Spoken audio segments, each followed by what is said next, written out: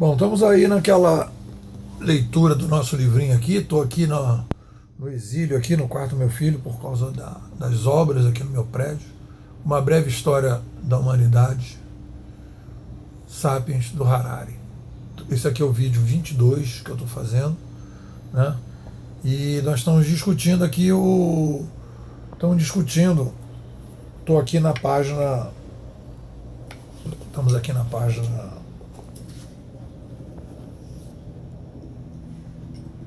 251, 250 até a 253, é a página que eu estou lendo. Então o nosso amigo aqui, ele está discutindo aqui, e aí que eu digo, eu tenho uma discordância muito grande aqui com o nosso amigo Harari, que ele vai dizer o seguinte: as escolhas da história não são feitas em prol dos humanos. Não há prova alguma que o bem-estar humano inevitavelmente se aprimora com o desenrolar da história. Não há prova alguma de que as culturas mais benéficas para os humanos devem inexoravelmente prosperar e disseminar, enquanto as menos benéficas desaparecem. Ou seja, no momento que ele começa com esse papo aqui, e aí eu já falei que esse livro aqui eu tenho vontade de jogar pela janela, tem dias que eu tenho vontade de jogar pela janela, e tem dias que eu gosto. Então hoje é o dia de jogar pela janela. Então, por que o que acontece? Eu tenho uma frase que é a seguinte: a vida sempre está certa, a vida sempre tem razão, né? A partir do momento que os humanos fazem determinadas decisões, que as pessoas tomam determinadas decisões, com certeza esse espírito de sobrevivência das pessoas, as pessoas naquele momento que estão tomando aquelas decisões, elas estão considerando que aquilo é melhor para a vida delas, né? De alguma forma elas estão achando que aquilo é melhor para a vida delas. Elas podem tomar decisões equivocadas, mas no momento que elas tomam as decisões, tirando assim pequenos grupos radicais, suicidas que se matam, etc, etc, mas mesmo esses grupos estão achando que vão para o depois, o homem bomba que se mata, etc, todo mundo está achando que está indo para uma coisa melhor, né? Então eu acho que a gente tem que ter uma certa humildade na história, de não partir do princípio que eu sei o que é bom para a humanidade. O Harari aqui num determinado momento ele vai criticar os caçadores-coletores, vai dizer que foi uma armadilha, etc. Tal. Então, esse tipo de visão atrapalha muito. Eu acho que isso tem atrapalhado, inclusive, eu fiz um PowerPoint hoje de manhã, falando da dificuldade que as pessoas têm de entender a internet. É exatamente por causa disso, porque as pessoas têm determinados paradigmas na cabeça dela, e de repente acontecem determinados fenômenos. Aí eu acho que é a hora de chamar o Sócrates, sei que nada sei. No momento que eu me deparo com um fenômeno que eu não consigo entender, né, eu preciso entender qual é esse fenômeno. Então a primeira pergunta que eu tenho que fazer: por que essa pessoa acha que essa decisão é a melhor decisão para a vida dela? Eu não tenho que ficar julgando que ela acha que não é legal, que não sei o quê. Ela acredita de alguma forma que é melhor para a vida dela, para ela individualmente, ou até ela às vezes acha que é melhor para a sociedade. Então tem que entender qual é o motivo que leva as pessoas a tomar as decisões que forem tomadas. A partir desse momento, você elimina um problema que eu acho que quando você estuda história, você já elimina um problema. Qual é? Você querer dizer o que você acha que a história deveria ser feita. Então ele vai dizer aqui, ó: é bem possível que estivesse uma situação melhor se o cristianismo e o islamismo tivessem sido esquecidos ou derrotados. Mas não foram.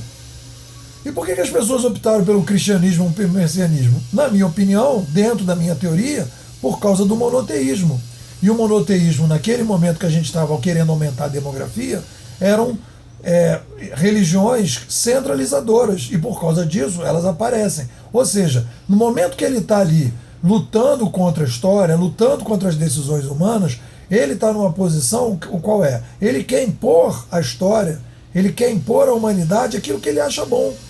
E aí ele fica brigando contra a história, em vez de tentar entender a história. Se o monoteísmo se o cristianismo e o islamismo foram adotados, é porque de alguma forma eles faziam sentido naquele momento. Da mesma maneira que a monarquia, depois da mesma maneira que a república e da mesma maneira que o capitalismo.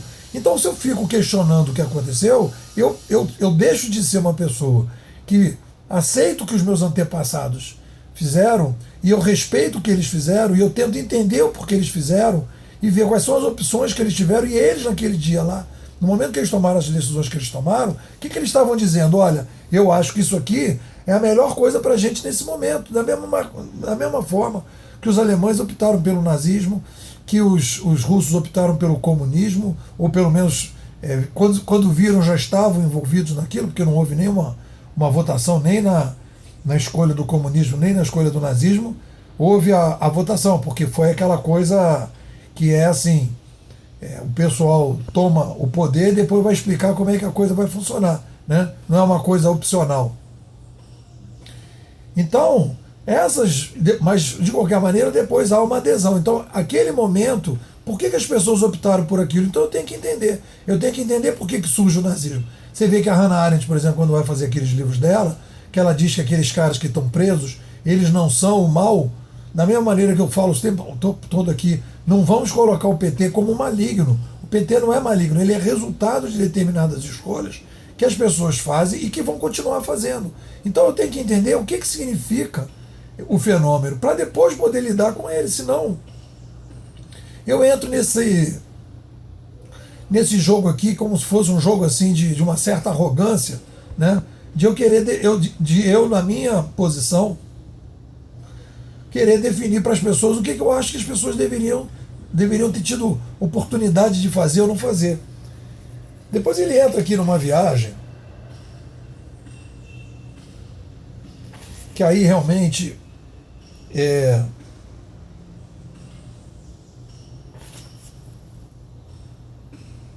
olha o que ele veio dizer aqui, ó. Um número cada vez maior de estudiosos, ou seja, existe uma tendência nessa direção, e no fundo, quando o cara fala isso, ele está concordando com isso, mas não quer assumir muito. É uma atitude assim meio... Uma maneira de colocar o negócio é o seguinte, que ele coloca como se ele não quisesse assumir, mas ele está assumindo um pouco essa posição. Cada vez mais estudiosos vê a cultura como um tipo de infecção ou parasita mental, sendo os humanos seus hospedeiros involuntários. É o típico pensamento culturista da cultura isolada, né? Da coisa do tipo... E a partir do momento que ele coloca essa questão, que é o meme, eu posso combater essa cultura, eu posso ir contra essa cultura. Olha só o que está por trás desse discurso. Se é uma coisa, é um vírus, eu posso atacar esse vírus. Esse pensamento é o pensamento que deu base para todos os movimentos totalitários na história. Preste atenção nisso. No momento que eu digo que a cultura é um vírus que está dentro das pessoas, eu posso combater esse vírus porque as pessoas não têm controle sobre a cultura. Entendeu? As ideias culturais vivem dentro das mentes humanas, eles se multiplicam e se disseminam de um hospedeiro a outro, às vezes enfraquecendo os hospedeiros, até mesmo os matando. Ou seja, eu coloco o ser humano como um ser cultural não biológico. Então o que acontece? Nesse momento, eu coloco a cultura como se fosse um vírus fora da espécie humana, né? Como se a cultura não trafegasse dentro das suas limitações biológicas. Então o que acontece? Eu passo a não entender os limites que as pessoas têm. Quando ele fala, as pessoas fazem opções equivocadas, etc. Tal, papá. Não há nenhuma base para pensar que as culturas mais bem-sucedidas da história sejam necessariamente as melhores para o homem sábio. Aqui está, dentro disso que ele está falando, né?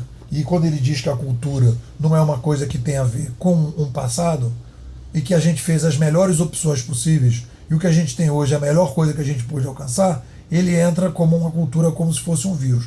E nesse momento a gente tem um problema, na minha opinião, sério. Por quê? Porque nesse momento você começa a dizer, se a cultura é um vírus, então podemos combater esses vírus, porque as pessoas não foram voluntárias. Aquilo que a gente construiu até agora não foi o melhor para a humanidade. Eu digo o contrário. Se a vida nos levou até esse momento, a gente conseguiu construir o melhor possível até esse momento, dentro das limitações que a gente tinha. Tanto que nós estamos aqui, são 7 bilhões de pessoas. Mas as pessoas vivem, etc. Mas as pessoas, cara, priorizaram o sexo. Esse cara não entende, as pessoas priorizaram o sexo. As pessoas priorizaram ter filho. As pessoas priorizaram ter um legado. e num determinado momento sentiram culpa e passaram a não matar mais os seus filhos. E a gente começou a evoluir, então a gente hoje temos 7 bilhões de pessoas convivendo ao mesmo tempo no mesmo planeta. Então, esta opção foi a opção que nós fizemos. Então vamos entender isso. Não vamos dizer que isso é anti-humano. Isto é humano. É isso que é humano. Como é que um cara chega com uma arrogância dela? Aí vai me desculpar. Como é que o cara chega numa arrogância dessa? Para dizer, ele vai dizer o que é humano. Quer dizer, esses milhares de anos de história não são suficientes para ele entender que isso é o melhor possível que nós tivemos até aqui. Então, se foi o cristianismo, se foi o messianismo, é porque as pessoas escolheram aquilo. Não é um vírus, não é um membro. Foi aquilo naquele momento. Vamos tentar entender isso. Vamos tentar entender por que a gente fez essas opções. Vamos entender o que é ser humano.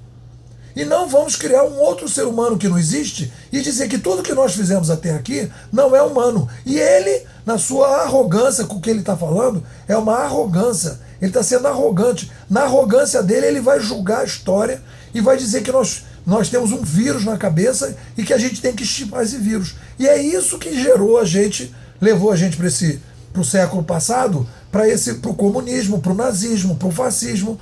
Esse tipo de pensamento totalitarismo que leva para um fundamentalismo religioso. Que esse cara, inclusive como judeu, deveria estar questionando isso. Que levou lá os judeus para se ferrar no século passado. Exatamente esse tipo de pensamento. Nós fizemos as melhores escolhas. A vida sempre tem razão. O ser humano sempre vai escolher as melhores coisas para eles. E nesse momento que ele escolhe as melhores coisas para eles, nós chegamos dentro das nossas limitações. Então, nós temos hoje a melhor vida possível que nós podemos ter. E os nossos antepassados nos ensinaram isso. E isso é ser humano. Então, querer tirar isso da humanidade é entrar naquilo que eu chamo de ideologia disruptiva utópica.